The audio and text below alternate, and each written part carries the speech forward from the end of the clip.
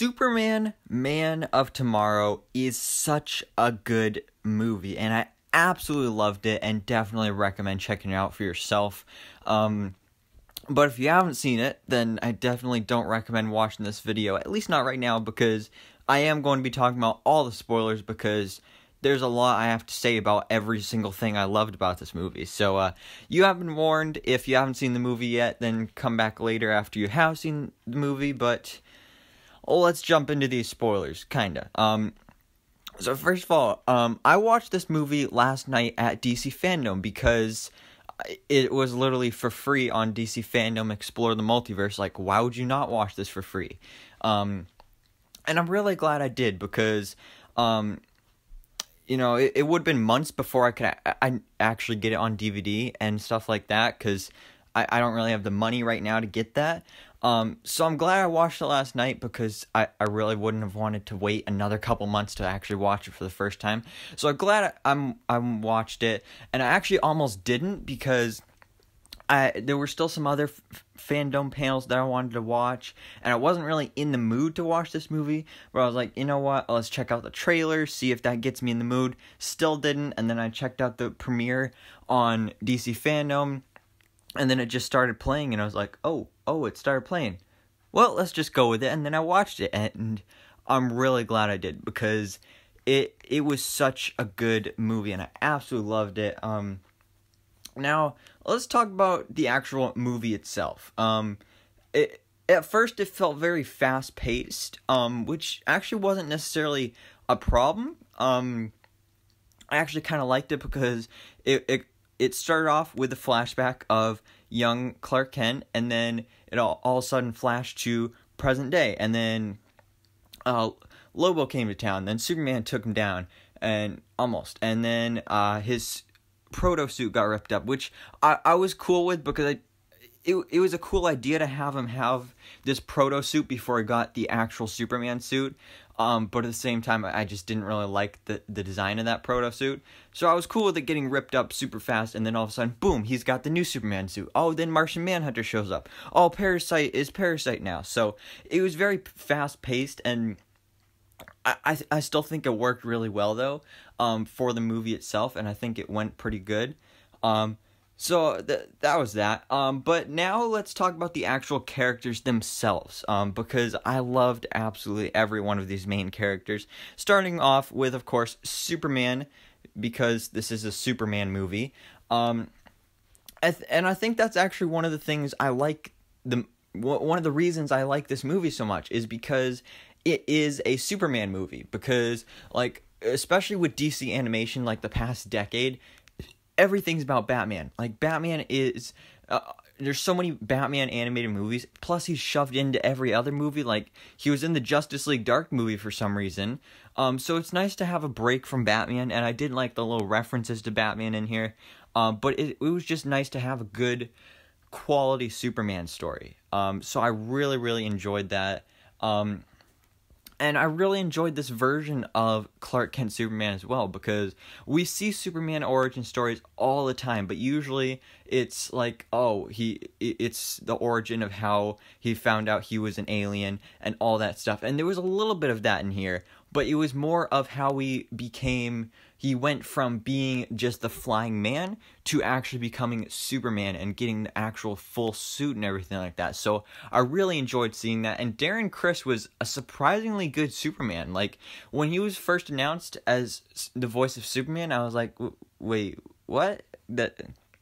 I just didn't think it'd work, but it actually really did. Now, he's not as good as Jerry O'Connell, but he's still a pretty good Superman. So I really enjoyed that, along with all the rest of the cast as well. So I really like that. I like the way his suit looked. Of course, it's, classic Superman.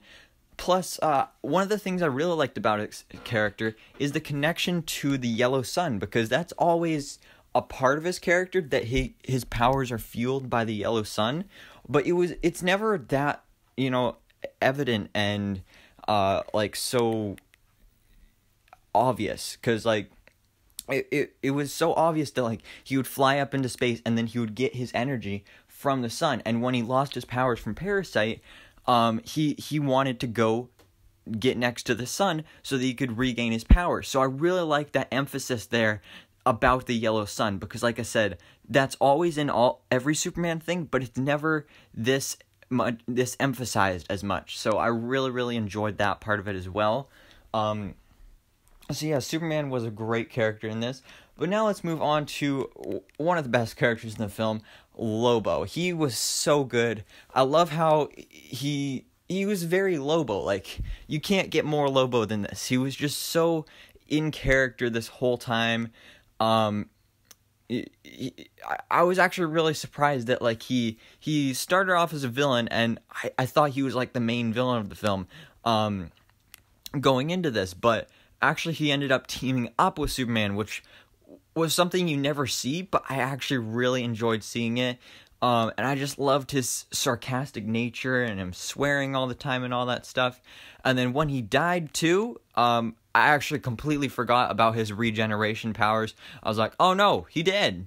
But then when Lex Luthor pulled the kryptonite ring off of his severed hand, I was like, oh yeah, he can do that. What if that hand, reforms into Lobo? And then it showed the hand go into the pool of blood, and I was like, oh yeah, he good. So Lobo, he was so cool. I loved his space motorcycle thing. I loved how he had the kryptonite ring. He was just a really cool character that I absolutely loved seeing here. Then another character in this film is Martian Manhunter, one of my favorite Justice League members that doesn't always get that much screen time or, really any time in the spotlight. He's a really cool character, and I really love how he was portrayed here. At first, he was just that shady guy in the background that was, like, there 1 second, then all of a sudden, oh, he gone. But then when he revealed himself to Superman, I really enjoyed his true form as well, because it was it was actually scary, and that's obviously why everyone was freaking out, like, oh my god, it's this freaky alien. So that was cool as well. And once again with Martian Manhunter, just like Lobo, when he died, I thought he was dead. But he wasn't, and I'm glad he wasn't, because I got really sad. I was like, oh great, my two favorite characters in the film just died. But luckily he didn't. But that was really cool that he died by fire, or supposedly died, because that is his main weakness is fire. So fire equals dead Martian Manhunter. So I really love seeing this character here, and I love the setup in the end, how he left Earth to go and go find the other Martians, which was really cool. Then we have Lex Luthor.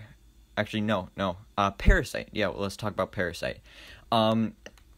Parasite was the main villain of the film, and I think actually, honestly, probably my favorite character overall. Like, really, he was such a good character. Parasite isn't in that much, and I'd love to see him in live action. Of course, we did see him in like an episode or two of Supergirl, but I'd love to see him like in a movie, or like a movie level budget. That'd be really cool. But I just really want to see more of this character, because he's such a cool, complex character, and they really portrayed that very well in this film. Because he started off as the janitor, you saw him as Rudy Jones, and then he got transformed into Parasite, but I love how it was this gradual transformation, and it wasn't just, boom, he's this crazy purple cockroach alien creature. He, went to the hospital, and then, he had those purple veins all over his body, and then he started, taking the life energy out of people, and I love that. That's one of the things I love about this character so much, is that he just, he can steal energy from people, and then it just leaves the people, dead and wrinkly and stuff. But that was really cool. And I also really love the way he stole people's energy, because usually when you see it in cartoons when Parasite does this, it's usually just a zap of purple energy or something. But I love how this was different colors. It started off red and orangish yellow when he first touched them, but then it turned reddish, pinkish, blue, purple as it went up his arms into his body in the vein design. So I really enjoyed seeing that, and that was really cool. Plus that final battle was really cool. He was full on Godzilla but purple. So what's cooler than Godzilla? purple Godzilla, and that is exactly what we got here, and I absolutely love that. But another thing I loved about this character is that you can't help but feel bad for him, because this was a complete and total accident. He was just caught in the crossfire by Lobo, and he got transformed into this. And we saw in that scene when he went to visit his family, that he just wanted to be with his family. He just wanted to be normal again. But then his daughter got scared of him and everything, so he had to run and hide away. And then, of course, he had that big sacrifice at the end, which I absolutely loved. I mean, of course, it sucks that he dies, but it is cool to see that Rudy Jones was still deep down inside there of Parasite, which I absolutely love seeing. And like I said, I just absolutely love to see more of this character in other media as well. So I absolutely love Parasite. Now let's talk about Lex Luthor, who wasn't in the film as much as I thought he'd be, but the role he had was really cool. And Zachary Quinto did a great job voicing him. Like, he was really good as that character.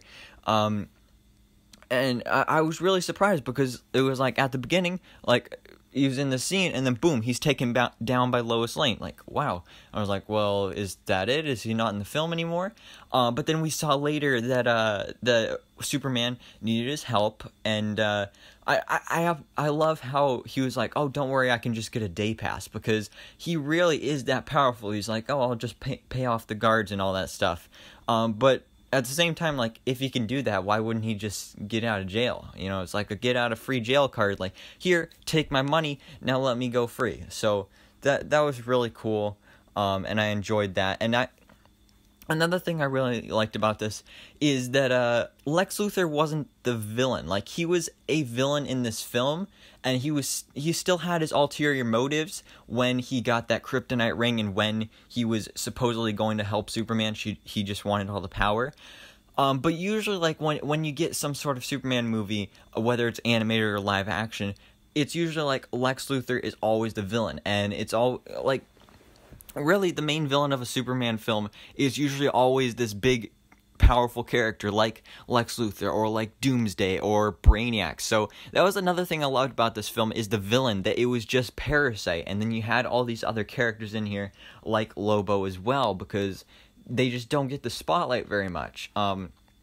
So of course I did like seeing Lex Luthor in here, but it was nice that he didn't have as big of a role, but the role that he did play was still very Lex Luthor-ish, which I really loved.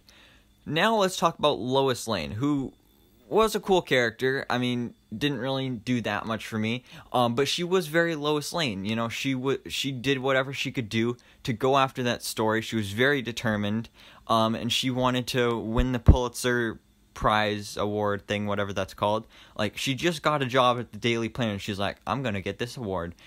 She's just that cocky and confident, but that's just how Lois Lane is, so I really loved that. And I also loved her relationship with Clark, because usually in stories like this, when these two are introduced to each other, it's like all of a sudden, boom, they're together, they're in love and all that stuff. But I love how in this movie, they weren't, and even by the end, they weren't together as a couple or anything. They were kind of just friends, but you could still see that kind of flirtation there between them as well, which I enjoyed seeing as well. So yeah, those are all the main characters for the film. I absolutely loved each and every one of them. But now let's talk about some other movies. Man of Steel 2. So you may be wondering, like, why are you all of a sudden talking about Man of Steel 2? I mean, we're talking about an animated movie here. Why are you going into live action? Well, I want to talk about Man of Steel 2 because, first of all, we're not sure if it's happening. But if it does happen, I would love to see Man of Steel 2 with Henry Cavill be a movie very similar to this movie, whereas, like, a lot of people are theorizing that if we get Man of Steel 2, like, Brainiac will be the villain. And yeah, sure, I'd really love to see that. Although it'd be cool if they save that for like a third movie. But I really want just a good Superman movie with lower level Superman villains, like what we got with Superman the Animated Series. Because that was another thing I loved about this film, is it just gave me Superman the Animated Series vibes. And I just want to see some lower level Superman villains and characters, like Parasite, like Lobo. So that would be really, really cool. But speaking of these other villains, these are also some villains we could possibly see in a sequel, which was kind of set up here in this film, because at the end, Lobo was like, hey, Martian Manhunter, there's some other Martians out there. So we saw Martian Manhunter go out to find his other people, so I don't know if he would return. But we do know that Lobo did also mention there's probably one or two other Kryptonians out there as well. So I would absolutely love to see a sequel to Superman Man of Tomorrow, because it's a great cast that I would love to see return, great characters and everything. So maybe we could see some other Kryptonians show up in a possible sequel, like Supergirl, like Zod, and maybe we could see some other cool lower level Superman villains like Metallo, like Toyman, and there's just so many cool ones out there. I'd love to see Bizarro. So I would just absolutely love to see this. And I don't know if it'll get a sequel, but there's definitely the potential there, and I would love to see it. But yeah, that's pretty much my review. You can clearly tell that I love this movie, and I loved all the characters, I love the story and everything about it. But let me know down in the comments below, guys, what did you think about this movie? What was your favorite part? So, thanks so much for watching. Please drop a like if you enjoyed this video, and hit the subscribe button so I can keep you up to date on everything that goes on in the DC life.